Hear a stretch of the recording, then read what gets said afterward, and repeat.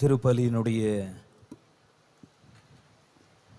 துவக்கத்தில் வருகை பவனிக்காக பீடத்திலிருந்து ஆலய தலைவாசலை நோக்கி வேகமாக நடந்து சென்று கொண்டிருந்தேன்.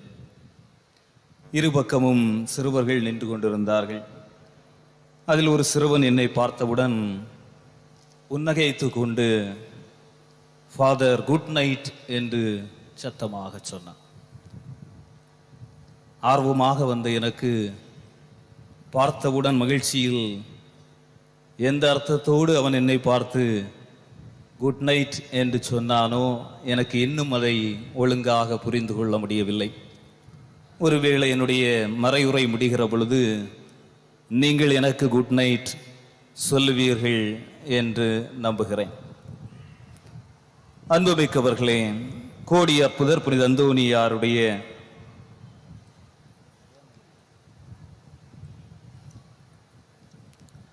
கோடி அற்புதங்கள் புரிகிற அந்தோனியாரை பாதுகாவலராக கொண்டு புனிதருக்கு பெருவிழா எடுத்துக் கொண்டிருக்கிற உங்கள் அனைவருக்கும் புனிதருடைய பெருவிழா நல்வாழ்த்துக்களை அன்போடு தெரிவித்துக் கொள்கிறேன். ஒரு மாதத்திற்கு முன்பாக அமெரிக்க பத்திரிகையான நியூயார்க் டைம்ஸ் என்று சொல்லக்கூடிய அந்த நாளிதழ் ஆய்வு ஒன்றை நடத்தியது. ஆய்வுக்கான கேள்வி, மனித உடல் உறுப்புகளில் மிக முக்கியமான உறுப்பு எது என்ற கேள்விதான். எனவே பல நாடுகளில் பல மனிதர்களிடம் இந்த கேள்வியை அனுப்பியிருந்தார்கள்.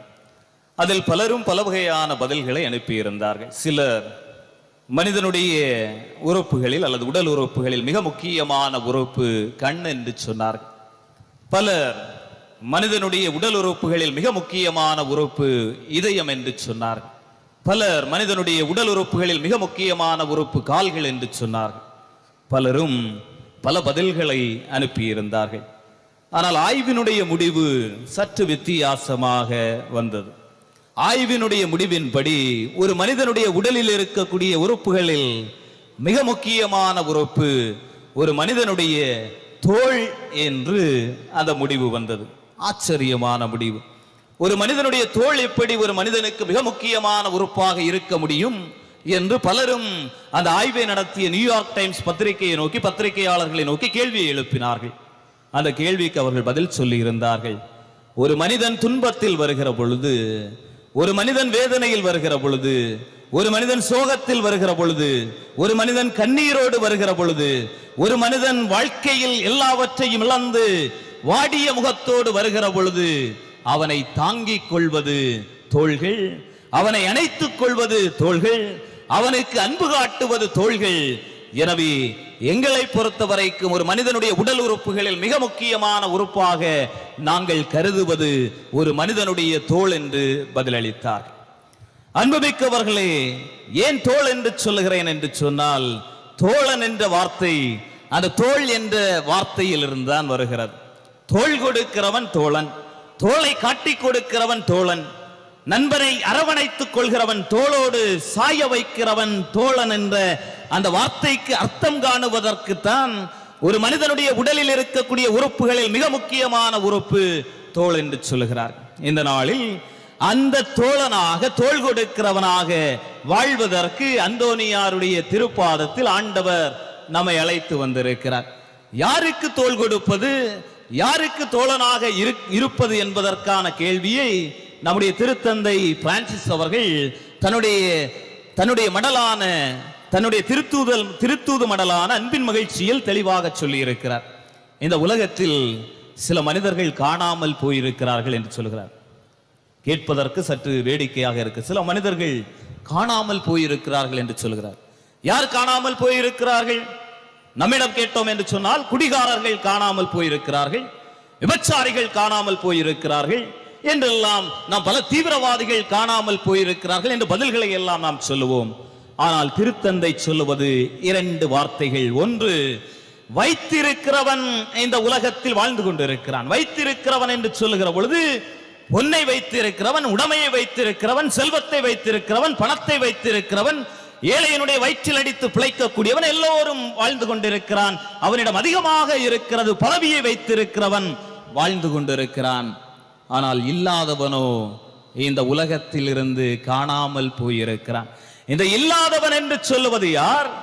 இந்த இல்லாதவன் என்று திருத்தந்தை குறிப்பிடுவது யாரை என்று பார்க்கிற பொழுது அன்புமிக்கவர்களே, அதுதான் சாக்கடையில் உறங்குகிற மனிதர்கள், ஆதரவற்றவர்களாக கைவிடப்பட்ட அநாதை இல்லங்களும் முதியோர்கள் இல்லங்களிலும் தஞ்சமடைந்திருக்கக்கூடிய மனிதர்கள், ஒரு நாளைக்கு ஒருவேளை உணவு கிடைக்காமல் அங்குமிங்குமாக திரிந்து பசியால் தற்கொலை செய்ய துடிக்கிற அந்த உள்ளங்கள், திருவிழா வருகிற பொழுது எல்லோரும் மகிழ்ச்சியாக ஆடை அணிந்து வருகிற பொழுது ஒரு கிழிந்த ஆடையோடு அந்த ஆலயத்தில் அமர்ந்து கண்ணீர் வடித்துக் கொண்டிருக்கிற அந்த பிள்ளை, படிக்க வழி இல்லாமல் யாராவது உதவி செய்ய மாட்டார்களா என்று கண்ணீரோடு திரிந்து கொண்டிருக்கிற அந்த குடும்பம், அந்த குடும்பங்கள் ஒரு பங்கு சமூகத்திலிருந்து, ஒரு ஊரிலிருந்து, ஒரு நாட்டிலிருந்து, ஒரு மறை மாவட்டத்திலிருந்து, ஒரு மாவட்டத்திலிருந்து காணாமல் போயிருக்கிறார்கள் என்ற செய்தியை திருத்தந்தை ஆழமாக சொல்லியிருக்கிறார்.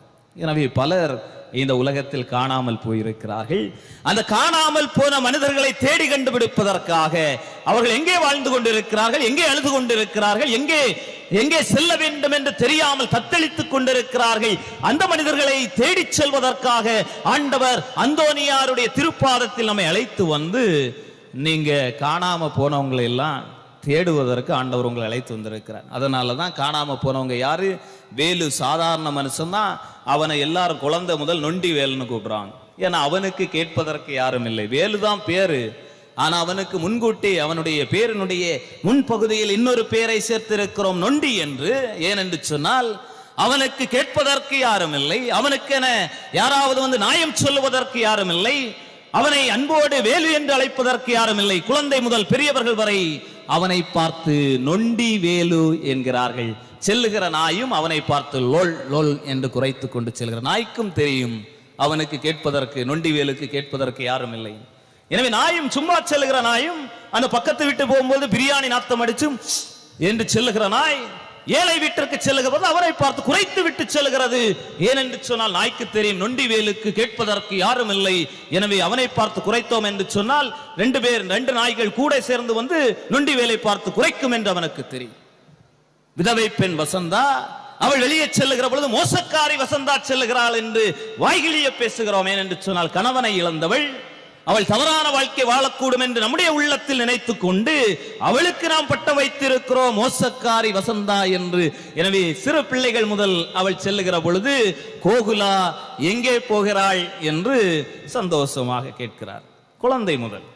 ஏனென்று சொன்னால் கணவனை இழந்த தாய் கேட்பதற்கு யாரும் இல்லை, பிள்ளைகள் இல்லை. அவள் வாழ்க்கையோடு போராடி கொண்டிருக்கிறாள். நம்முடைய கேள்வி எல்லாம் கோகுலா எங்கே போகிறாள் என்ற கேள்வி. எனவே கோகுலா எங்கே போகிறாள் என்ற கேள்வியை கேட்கிற நமக்கு அந்த கோகுலா ஏன் செல்லுகிறாள் என்ற கேள்விக்கான பதிலை தேட வேண்டும் என்று ஆண்டவர் இந்த நாளில் நம்மை அழைத்து வந்திருக்கிறார். அன்புமிக்கவர்களே, இந்த பின்னணியில் தான் ஏழைக்கு யாரும் கேட்கவில்லை என்று நீங்கள் நினைக்காதீர்கள். ஏழைகளை எல்லோரும் ஒதுக்கி வைத்திருக்கிறார்கள் என்று நீங்கள் நினைக்க வேண்டாம். ஆனால் ஏழைகளுக்காக போரிடக்கூடியவராக, ஏழைகளுக்காக குரலை எழுப்பக்கூடியவராக, ஏழைகளுக்காக தன்னுடைய வாழ்க்கையை முழுவதுமாக அர்ப்பணித்தவராக ஆண்டவர் இருக்கிறார் என்பதை நீங்கள் மறந்துவிடக் கூடாது. சாமுவேல் 2ஆம் நூலிலே 11-12 அதிகாரத்தில் அழகான ஒரு நிகழ்வு சொல்லப்பட்டிருக்கிறது. தாவீது அரசன் சின்ன பையனை ஆண்டவர் 16-17 வயசுல, 15-16 வயசுன்னு நினைக்கிறேன், 6-7 ஆடுகளை மேய்க்க முடியாத ஒரு பையனை ஆண்டவர் என்ன செய்தார் என்று சொன்னால் அவனை திருப்பொழிவு செய்து நீ இஸ்ரவேலினுடைய அரசனாக ஆவாய் என்று சொல்லி வச்சார். அவனுக்கு இருந்த ஒரே பிரச்சனை, போருக்கு செல்ல வேண்டும். போருக்கு சென்றிருந்தான் என்று சொன்னால் அவன் அந்த பாவத்தை செய்திருக்க மாட்டான். எனவே யாரெல்லாம் சோம்பேறிகளாக இருக்கிறார்களோ, யாரெல்லாம் வேலை இல்லாமல் இருக்கிறார்களோ, யாரெல்லாம் கல்யாண கனவும் சுந்தரி என்ற சீரியலையும் பார்த்து கொண்டு கண்ணை விழித்து இருக்கிறார்களோ அவர்கள் எல்லோரும் பாவத்தில் விழுவதற்கு அதிகமாக வாய்ப்பு இருக்கிறது என்பதை தாவீது அரசன் தன்னுடைய வாழ்க்கையில் இருந்து சொல்கிறார். தாவீது அரசன் போருக்கு சென்றிருக்க வேண்டும், ஆனால் தாவீது அரசன் செல்லவில்லை. அவன் என்ன செய்கிறான் என்று சொன்னால் பக்கத்து வீட்டில் குளித்துக் கொண்டிருந்த பத்சேபாவை பார்த்தான். பார்த்தவுடன் தனக்கு பொன் செம்பு இருந்தாலும் மண் செம்பின் மீது ஒரு ஆசை வருவது இயல்பு போல தாவீது அரசனுக்கு ஒரு ஆசை, தன்னுடைய படை வீரரான உரியாவின் மனைவி தன்னுடைய மனைவியாக்கிக் கொள்ள வேண்டும் என்ற ஆசை. எனவே என்ன செய்கிறான் என்று சொன்னால், உரியாவை போருக்கு முன்னிறுத்தி அவனை கொலை செய்ய வேண்டும் என்று முதன்மை படை வீரனுக்கு அவன் கட்டளையிட்டு உரியாவை கொலை செய்கிறான். உரியாவை கொலை செய்துவிட்டு கள்ளனை போல தாவீது பதுங்கி இருக்கிறான். கொலை செய்துவிட்டு வந்து அடுத்தவனுடைய மனைவியை தன்னுடைய மனைவியாக்கி கொண்டு வந்து நிம்மதியாக யாருக்கும் சம்பவம் தெரியக்கூடாது என்று பதுங்கி இருப்பதை போல தாவீது அரசன் பதுங்கி இருக்கிறான். அரசன் என்று சொன்னவுடன் அந்த அநியாயத்தை கேட்பதற்கு யாரும் போகவில்லை. ஊரிலே பணக்காரன் என்று சொன்னால் அவன் அநியாயம் செய்தாலும் அவனுடைய அநியாயத்தை கேட்பதற்கு யாரும் முன் வருவதில்லை. அவன் எப்படிப்பட்டவனாக இருந்தாலும் ஒரு வார்த்தை கூட அவனை எதிர்த்து நிற்பதற்கு ஒரு சமூகம் கூட முன்வராது என்பதற்கு இந்த தாவீது அரசனுடைய வாழ்க்கை சொல்லுகிறது. அரசனை எதிர்த்து யாரும் கேட்கவில்லை. ஐயா, நீங்க ஒரு படை வீரரான உரியாவின் மனைவியை உம்முடைய மனைவியாக்கி வைத்திருக்கிறீரே, இது தவறு என்று சொல்லுவதற்கு ஒரு நாதி கூட அங்கு இல்லை. ஆனால் ஆண்டவர் என்ன செய்கிறார் என்று சொன்னால், உரியாவிற்காக ஆண்டவர் இறங்கி வருகிறார். நாத்தான் என்று சொல்லக்கூடிய இறைவாக்கினரை அனுப்பி தாவீதிடம் சென்று, தாவீது ஏழைக்காக, ஏழை உரியாவுக்காக ஆண்டவர் சென்று தாவீது அரசனிடம், நீ உன்னுடைய அல்லது படை வீரனுடைய மனைவியை உன்னுடைய மனைவியாக்கி வைத்திருப்பது தவறு என்று ஆண்டவர் அவனுக்கு சுட்டி காட்ட செய்தார் என்று சாமுவேல் 2ஆம் நூலிலே 11வது அதிகாரம் 12வது அதிகாரத்தில் நாம் படிக்கும். அதை தாண்டி வருகிற பொழுது அன்புமிக்கவர்களே, அரசர்கள் நூல் முதல் நூலிலே 21வது அதிகாரத்தில் நாபோத்து என்று சொல்லக்கூடிய ஒரு ஏழைக்கு ஒரு சின்ன இடம் இருந்தது, ஒரு திராட்சை தோட்டம். அந்த திராட்சை தோட்டம் தான் அவனுக்கு வாழ்க்கை. ஒரு கட்டுமரத்தை வைத்து பிழைக்கிற ஒரு ஏழையை போல போட்டு வச்சிருக்கிறவனும் இவனை கட்டுமரத்துக்கு மேலதான் ஒரு பொறாம இருக்குல்ல. பாத்தியா சூசமிக்கையில கட்டுமரம் டெய்லி ராள் தான் படுது, அல்லது டெய்லி கனவை என்ன செய்தான் தெரியல, மந்திரவாதம் வச்சுதானா என்னன்னு தெரியல. அந்தோனியார் இப்படியும் செய்வாரா? அந்த சூசமிக்கையில தானே ஃபுல்லா கனவையெல்லாம் கொடுக்கிறார். இதுக்கு முன்னால ஒரு அடக்கத்துக்கு இங்க வந்தேன். அடக்கத்துக்கு வரும்போது அங்கியோட வந்தேன். அங்கேயே பின்னால பைக்கில் தொங்க போட்டு வந்தேன். மேடையில் வந்து இறங்கு பார்க்குதேன், அங்கேயே காணல். என்னடா இது, பேக்கை இவ்வளோ ஸ்ட்ராங்காக சுத்து போட்டிருந்தேன், அங்கேயே காணல். அடக்க புஸ்தகம் போகணுமே, என்ன செய்வது? அங்கே இங்கேமாக அங்கிருந்து ஒருவரை அனுப்பினேன். ஐயா, அந்த வழியோரம் வந்து பாருங்க, ஏதாவது ஒரு வெள்ளை பை தஞ்சி, ஜோசியம் பார்க்க வந்த ஆளை நினச்சிடக்கூடாது, தஞ்சி, ஒரு தஞ்சியில் தான் கொண்டு வந்தேன். ஆனால் காணல. அது அங்கேருந்து ஒரு ஆள் தேடி வந்தார். நான் இங்கிருந்து புறப்பட்டு நம்ம அம்மாண்டு விழுவர போனேன். அங்கி கிடைக்கல. பிறகு நம்ம பபியான்ஸ் ஃபாதர் பெரிய அங்கி, நம்ம சின்ன ஆள் பெரிய அங்கியை போட்டு விட்டு ஒரு கயிறையும் கெட்டு விட்டு பூச வச்சு. எனக்கு பயங்கரமான கோபம். இந்த அந்தோனியார் இப்படி பண்ணு போட்டாரே மனுஷன். இந்த அடக்குது அந்தோனியார் கோயில் வந்திருக்கும். அவர் காணாமல் போன பொருளை கண்டுபிடிக்கக்கூடிய அந்தோனியார் என்று சொல்கிறார். என் அங்கேயே காணாமல் போயிடுச்சு, வேற எதுவும் காணாமல் போனா கூட பிரச்சனை இல்லை. ஒரு மோதிரமோ அல்லது பணமோ ஏதாவது போனா கூட, அங்கி காணா போனோன்னு எனக்கு பயங்கரமான சோகம். என்ன செய்யணும்? பூசை முடிஞ்சு போகும்போது மனசூழ நினைச்சிருப்போம், நீர் உண்மையான ஆளாக இருந்தேன்னு சொன்னா, நீர் இந்த காணாமல் போன பொருட்களை கண்டுபிடிக்கக்கூடியவராக இருந்தான்னு சொன்னா, எனக்கு இன்னைக்கு நான் அங்கே போய் சேர்றது முன்னால எனக்கு அங்கி கிடைக்க வேண்டும் என்று போய் கொண்டிருக்கிறேன். ஒரு கடையில் பார்க்கிற பொழுது வாழைப்பழம் தொங்கி கொண்டிருக்கிறது, ஒரு கொலை தொங்க, அந்த கொலையோடு சேர்த்து அந்த தஞ்சியம் தொங்க போட்டு இருக்கிறார். இந்த வாழைப்பழ கொலையோடு அந்த அங்கியும் தொங்கி கொண்டு. நான் போய் சொன்னேன், சார் ஐயா நான் ஃபாதர் ஆகும் என்று சொன்னேன். அவர் என்ன நம்பவே இல்லைப்பா. போங்க தம்பி, நீங்க ஃபாதர்னு சொல்றீங்க, என்ன அடையா? நான் சொன்னேன், நான் இந்த பங்குல உள்ள ஃபாதர். அந்த தஞ்சி, ஒரு தஞ்சி, அந்த தஞ்சிக உள்ள ஒரு வெள்ளை அங்கி இதுதான் உள்ள இருக்கு. அவர் திறந்து பார்த்தார், சொன்னது போல அந்த வெள்ளை தஞ்சி ஒரு அங்கி. அப்போ அந்தோனியார், புதுமைகள் செய்கிற அந்தோனியார் அவனுக்கு மட்டும்தான் கொடுக்கிறார் என்ற எண்ணத்தோடு இருக்கிற அந்த நேரத்தில் ஏழைக்கு இருந்த ஒரே தோட்டம் நாபோத்தினுடைய திராட்சை தோட்டம். திராட்சை தோட்டத்தில் போய் கொஞ்சம் வேலை செஞ்சு, இதன் மீது ஆகாபிற்கு ஒரு ஆசை. ஆகாபு இஸ்ரேல் அரசன். அதற்கு உடன் போகிறாள் யார்? நம்முடைய மனைவி, அவளுடைய மனைவி, நம்முடைய மனைவில நம்ம ஆகாபுடைய மனைவி இசபெல். இசபெல் வழக்கமாக ஆண்கள் தவறு செய்கிற பொழுது அல்லது ஒரு காரியத்தை செய்கிற பொழுது அதை தூண்டி விடக்கூடியவர்களாக அதிகமான நேரம் இருப்பது பெண்கள் என்பதை இந்த நிகழ்வில் இருந்து நீங்கள் புரிந்து கொள்ள வேண்டும். தெருவில் சண்டை வருவது, பைப்பில் சண்டை வருவது, அல்லது ஊரில் சண்டை வருவது, தெருவில் அன்பியங்களை சண்டை வருவது, அந்த மனுஷன் நல்ல மனுஷன் தான்மா. அந்த மனுஷனை தூண்டு விடக்கூடிய இந்த பெண்கள், அவங்களுக்குள்ள ஏதாவது இந்த சாரி கொடுக்கறதுல ஏதாவது பிரச்சனை வந்திருக்கும், அந்த ரெண்டு வீட்டுக்காரன், அல்லது ஏதாவது பைசா கொடுக்குற வாங்குறதுல ஏதாவது பிரச்சனை வந்திருக்கும். இதை இந்த மனுஷன் தொழில் முடிஞ்சு வந்தோன்னு அவர் கொஞ்சம் நேரம் உறங்கலான்னு சொல்லிட்டு போகும்போது, கேட்டீங்களா அவ பச்சை சாரி உடுத்துட்டு எப்படி போலாம்?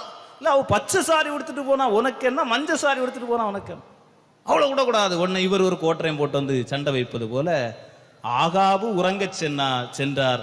இசபெல் அவரை தூண்டிவிட்டு என்ன செய்கிறார் என்று சொன்னால், நாபோத்தினுடைய திராட்சை தோட்டத்தை அபகரிக்க செய்து ரத்தம் சொட்ட சொட்ட ஊரார் கூடி அவருக்கு எதிராக கடவுளை பழித்துரைத்தான் என்று சொல்லி பொய் குற்றம் சாட்டி அவன் மீது கல்லறையை வைத்து அவரை கொலை செய்தார்கள். அந்த நேரத்தில் நாபோத்திற்காக கேட்பதற்கு யாரும் இல்லை. ஆண்டவர் இறங்கி வந்து எலியா இறைவாக்கினர் வழியாக ஆகாபிடம் சென்று அவர் எப்படி இறந்தானோ அதுபோல நீயும் அதே இடத்தில் ரத்தம் சொட்ட சொட்ட சிந்த சிந்த அதே இடத்தில் ஆண்டவர் உன்னை பழி தீர்ப்பார் என்று சொல்லி எலியா இறைவாக்கினர் வழியாக ஆண்டவர் சொல்லி அனுப்புகிறார். அன்புமிக்கவர்களே, கடவுள் எப்படிப்பட்டவர் என்று பாருங்கள். யாரும் இல்லையே என்று தவிக்கிற ஏழைகள், யாருமே எங்களை கண்டுகொள்ளவில்லை என்று சொல்லக்கூடிய ஏழைகள், யாருமே எங்களுக்காக நியாயம் கேட்க வரவில்லை என்று தவிக்கிற ஏழைகள் சார்பாக ஆண்டவர் செயல்படக்கூடியவராக இருக்கிறார் என்பதை நீங்கள் புரிந்து கொள்ள வேண்டும். புதிய ஏற்பாட்டிற்கு வருகிற பொழுது ஆண்டவர் மார்க்கு நற்செய்தி 12வது அதிகாரத்தில் ஒரு ஏழை கைம்பெண்ணை ஆலயத்தில் வைத்து அந்த பெண் போட்ட காணிக்கையை ஆண்டவர் புகழ்ந்து பேசுகிறார். இல்லையா? ஆமா இல்லையா? பேசுகிறார். ஏன் பேசுகிறார்? எருசலேம் ஆலயத்தில் 13 உண்டியல்கள் உண்டு. அந்த 13வது உண்டியல் எதற்காக வைக்கப்பட்டிருந்தது என்று சொன்னால் ஏழைகளுக்காக வைக்கப்பட்டிருந்தது.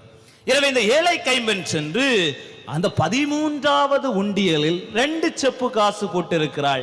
2 செப்பு காசு என்று சொல்வது 2 நாள் வேலை கூலி. எனவே 2 நாள் வேலை கூலியை ஒரு விதவை பெண், ஆதரவற்ற பெண் போட்டதை பார்த்து நம்ம வழக்கமாக என்ன சொல்லுவோம்? இருந்ததை எல்லாத்தையும் ஆண்டவர்கிட்ட கொடுத்துட்டார் என்று அருள் பணியாளர்களோ அல்லது பலர் பிரசங்கம் சொல்லுவதை நீங்க கேட்டுங்க. அப்படி இல்லம்மா, அது இருந்தாலும் அதையும் தாண்டி இந்த ஏழை கைம்பெண்ணை போல கடியப்பட்டணம் ஊரில் பல ஏழைகள் இருக்கிறார்கள் என்பதை ஆண்டவர் நமக்கு சுட்டி காட்டினார். 2 செப்பு காசுகளோடு சாப்பிட வழி இல்லாமல், உடுக்க உடை இல்லாமல், உறங்க இடம் இல்லாமல் பல ஏழைகள் இருக்கிறார்கள் என்பதை ஆண்டவர் அந்த ஏழை கைம்பெண்ணை சுட்டி காட்டி நமக்கு சொல்லி இருக்கிறார். நம்ம வழக்கமாக எல்லாவற்றையும் கொடுத்து விட்டாள் என்று சொல்ல இல்லை, அவள் இல்லாமல் இவளை போல ஏழை கைம்பெண்ணை போல இந்த சமூகத்தில் நிறைய பேர் இருக்கிறார்கள் என்று சுட்டி காட்டுவதற்காகத்தான் ஆண்டவர் அந்த நிகழ்வை கண்டிப்பாக நமக்கு சொல்லி இருக்க வேண்டும். எனவே நிறைய ஏழைகள் இருக்கிறாங்க. ஏழையினுடைய வீட்டில் விறகினால் அடுப்பு எரியவில்லை, மாறாக பசியால் வயறு எரிகிறது என்று கவிஞன் ஒருவன் சொன்னான். ஏழையின் வீட்டில் விறகினால் அடுப்பு எரியவில்லை. நீங்க நினைக்கிற விறகினால் அடுப்பு எரிஞ்சவங்க ரொம்ப சந்தோஷமா பிரியாணி அல்வா எல்லாம் கண்டு சாப்பிட்டு இருக்காங்க. இல்லை, அவர்களுடைய பசியினால் வயறு எறிந்து கொண்டிருக்கிறது. எனவேதான் இந்த கொரோனா சூழலிலே அண்மையிலே ஒரு செய்தியை வாசித்தேன். இன்று உலகத்தில் பட்டினி என்ற ஒரு வைரஸ் பரவி கொண்டிருக்கிறது. அந்த வைரஸ் ஒரு நாளைக்கு 8000 குழந்தைகளை கொல்லுகிறது. அதை பற்றி யாரும் கவலைப்படுவதில்லை. ஏன் என்று சொன்னால் அந்த வைரஸ் பணக்காரர்களை தாக்குவதில்லை என்று எழுதியிருந்தான். பணக்காரர்களை பட்டினி என்ற வைரஸ் தாக்குவதில்லை. பணக்காரர்களை தாக்கியிருந்தது அந்த வைரஸ் என்று சொன்னால் இன்று எல்லோரும் அந்த பட்டினியை போக்குவதற்கு என்ன செய்ய வேண்டும் என்று யோசித்திருப்பார்கள். ஆனால் அது பட்டினியை போக்கவில்லை, பட்டினியை போக்கி உணவை கொடுக்கவில்லை, மாறாக அது ஏழைகளை பாதிப்பதால் ஒரு நாளைக்கு 8000 குழந்தைகள் இறந்து கொண்டிருப்பதை இந்த சமூகம் கண்டுகொள்ளவில்லை என்பதை நீங்கள் புரிந்து கொள்ள வேண்டும். எனவேதான் அன்புமிக்கவர்களே, அப்படிப்பட்ட புரிந்து கொள்ளக்கூடியவர்களாக, ஏழைகள் மீது கரிசனை கொண்டவர்களாக, ஏழைகள் மீது அன்பு கொண்டவர்களாக நீங்கள் உங்களுடைய வாழ்க்கையை அமைத்துக் கொள்ள வேண்டும் என்பதற்காகத்தான் ஆண்டவர் இந்த நாளில் இந்த மைய சிந்தனையை நமக்கு தந்திருக்கிறார். நம்முடைய புனிதர் கூட அன்புமிக்கவர்களை இந்த ஏழைகள் மீது கரிசனை கொண்டவராக இருந்தார். நம்முடைய கோடி அற்புதர் புனித அந்தோனியார் கூட வாழ்க்கையில் ஏழைகள் மீது தனிப்பட்ட அன்பும் கவனமும் பாசமும் கொண்டவராக இருந்தார்.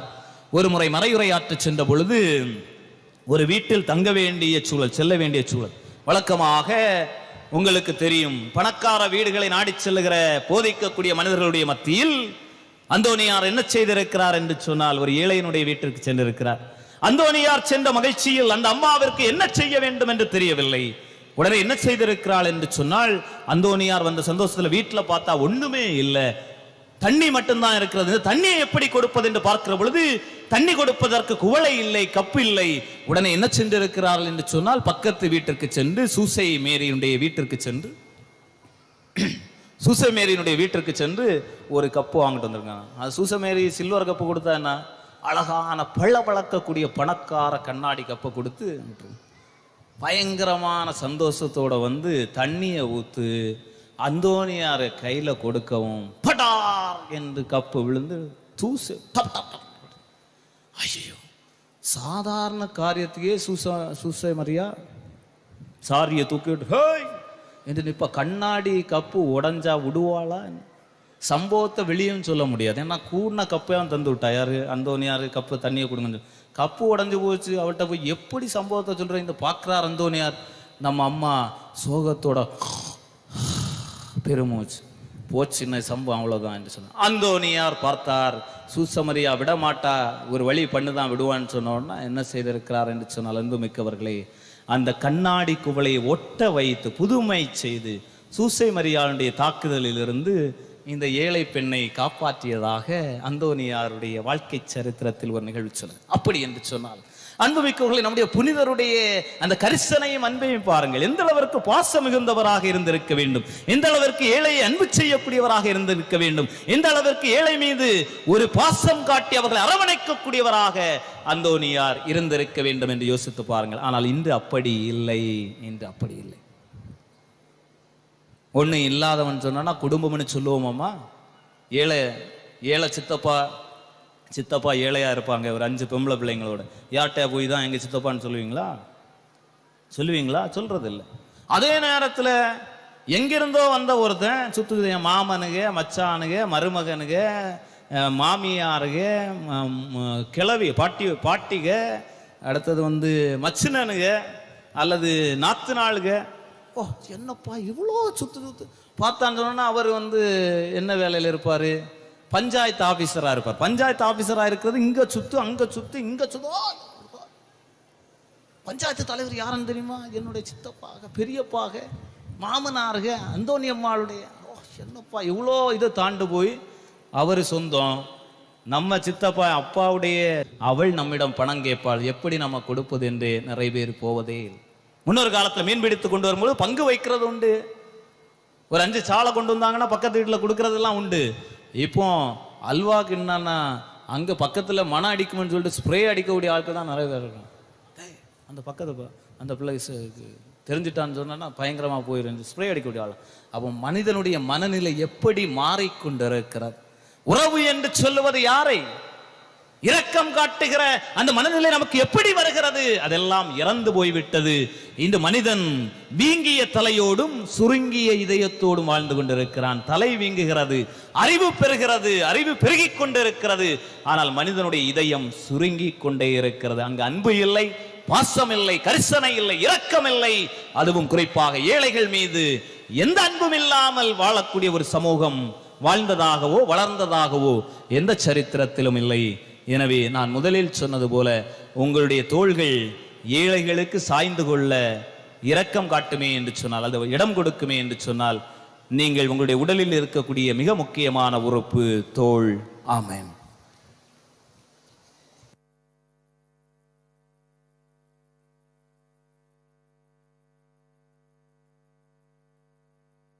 அன்புக்குரியவர்களே,